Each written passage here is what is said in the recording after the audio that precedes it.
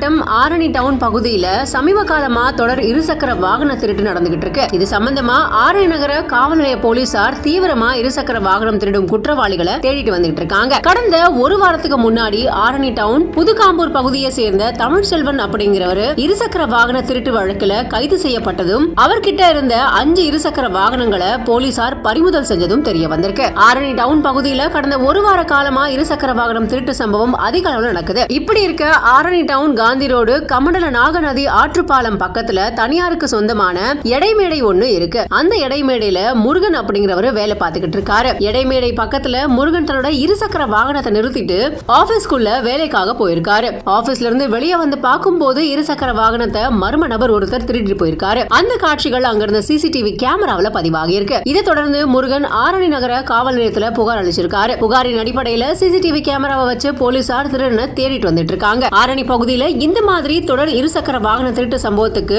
போலீசார் முற்றுப்புள்ளி வைக்கணும் அப்படின்னு பொதுமக்கள் மற்றும் சமூக ஆர்வலர்கள் கோரிக்கையை வச்சிருக்காங்க.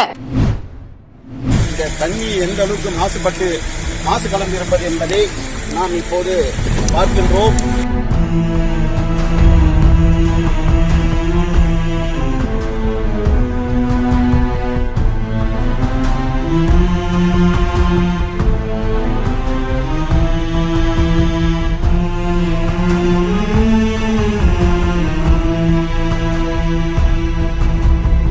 கருமையான நிறத்தோட அணையில இருந்து குவியல் குவியலா நுரையோட மோசமான துர்நாற்றம் வீசக்கூடிய நீர் தென்பெண்ணை ஆற்றுல வெளியேறத பார்த்த விவசாயிகள் அதிர்ந்து போயிருக்காங்க.